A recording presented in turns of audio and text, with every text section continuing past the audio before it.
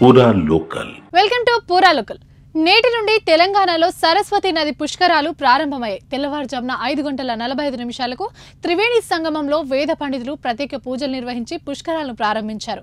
ఉదయం జరిగిన నది హారతి పూజా కార్యక్రమాల్లో మంత్రి శ్రీధర్ బాబు పాల్గొన్నారు. ఇప్పటికే అనేక మంది భక్తులు త్రివేణి సంగమానికి చేరుకుంటున్నారు. పుష్కరాల సందర్భంగా సాయంత్రం ముఖ్యమంత్రి రేవంత్ రెడ్డి కాళేశ్వరం రానున్నారు. త్రివేణి సంగమంలో పుణ్య స్నానాలు ఆచరించిన తర్వాత ఘన సరస్వతి ఘాట్లో సరస్వతి మాత విగ్రహాన్ని ఆవిష్కరించనున్నారు.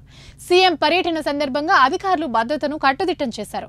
ఈ పుష్కరాల కోసం ప్రభుత్వం అన్ని ఏర్పాట్లు చేసింది.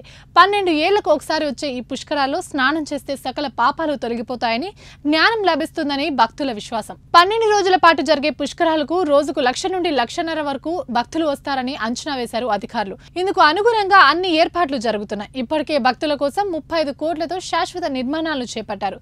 పుష్కర స్నానాలు ఆచరించడం కోసం వచ్చే భక్తులకు ఎలాంటి ఇబ్బందులు లేకుండా ప్రత్యేక ఏర్పాట్లతో పాటు కాళేశ్వరం తెలంగాణ ఆర్టీసీ ప్రత్యేక బస్సులను సైతం ఏర్పాటు చేసింది. ప్రజలందరూ కూడా పాల్గొనాలని ఈ రోజు నేను ఆ నియోజకవర్గ శాసనసభ్యునిగా, ఈ రాష్ట్రంలో మంత్రిగా, తెలంగాణ రాష్ట్ర ప్రజలందరికీ, దేశానికి సంబంధించి ఈరోజు సరస్వతి పుష్కరాల సందర్భంలో మేమందరం కూడా దీనిలో పాల్గొనాలని ఆలోచన చేస్తా ఉన్నా భక్తులందరికీ మేము మనవి చేస్తా ఉన్నాం. ఈ రాష్ట్ర ప్రభుత్వం తరఫున మీరు కూడా రండి, తరలి రండి, ఈ పుణ్య కార్యక్రమంలో పాల్గొనాలని మీ అందరికి కూడా మనవి చేస్తా ఉన్నాం. అందరికీ నమస్కారం. నా పేరు కొండా సురేఖ, దేవాదాయ ధర్మాదాయ శాఖ మంత్రి, తెలంగాణ. ఈ నెల 15వ తేదీ నుంచి 12 రోజులు కూడా సరస్వతి పుష్కరాలు కాళేశ్వరం ముక్తేశ్వర ఆలయంలో జరగబోతా ఉన్నాయి. అక్కడ సరస్వతి పుష్కరాలు 12 సంవత్సరాల తర్వాత జరగబోతున్న ఈ పుష్కరాలకు మీరందరూ కూడా పెద్ద ఎత్తున రావాలి, పాల్గొనాలి అని చెప్పి ఈ సందర్భంగా ప్రభుత్వం తరఫున మిమ్మల్ని ఆహ్వానిస్తా ఉన్నాను. ముఖ్యంగా ఈ 12 రోజులు కూడా వివిధ ప్రాంతాల నుంచి పీఠాధిపతులు వచ్చి